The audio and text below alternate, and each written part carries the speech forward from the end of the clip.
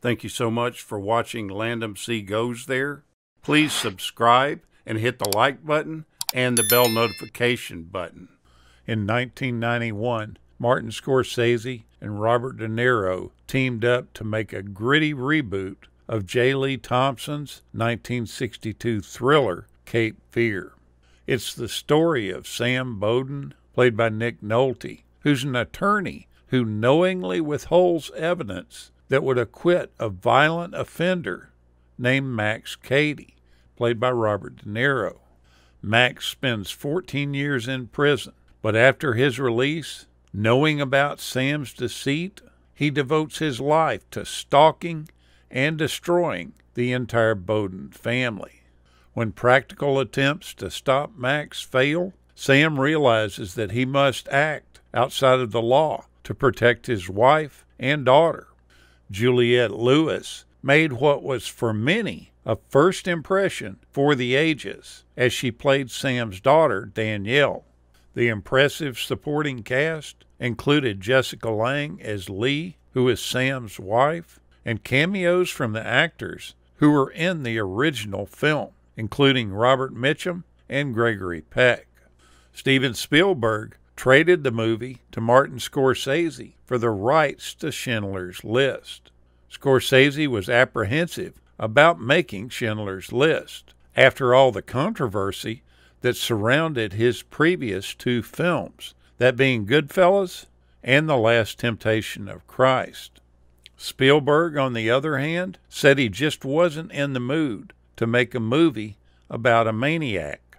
Spielberg had Bill Murray in mind to play this Max Cady character, but Scorsese had other ideas.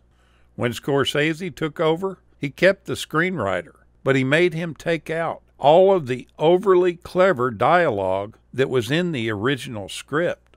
Anything that smacked of television, all the dialogue that was too neat or too clean, he wanted gone. They rewrote this thing 24 times before filming began. It could have very easily starred Harrison Ford and Robert De Niro. Scorsese asked De Niro to talk to Harrison Ford and ask him to play Sam.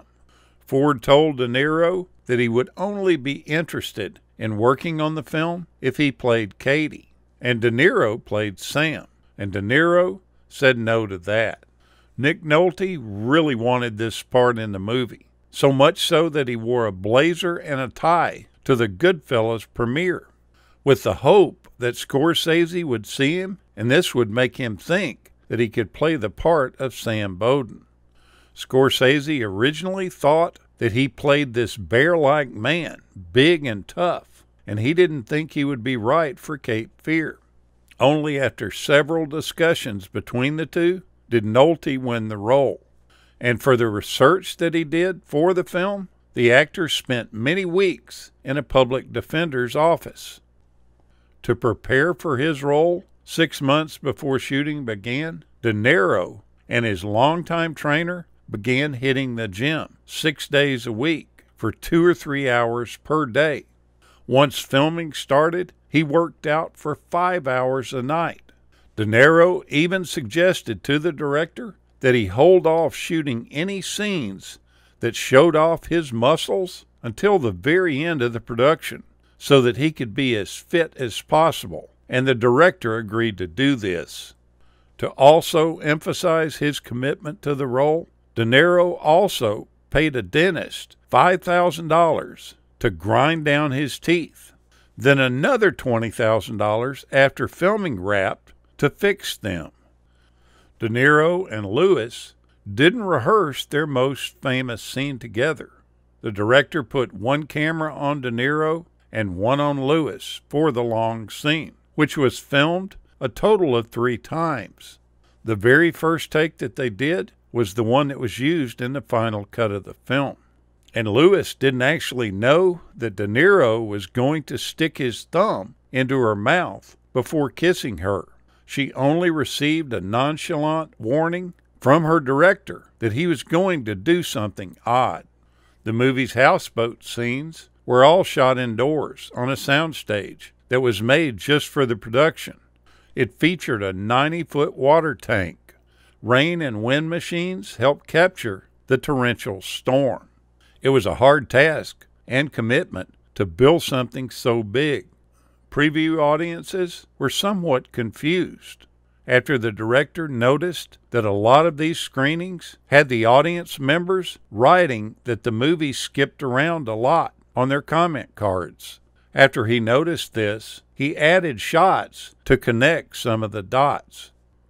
It's said that that thick accent that Robert De Niro used to play this character reportedly gave the director the creeps.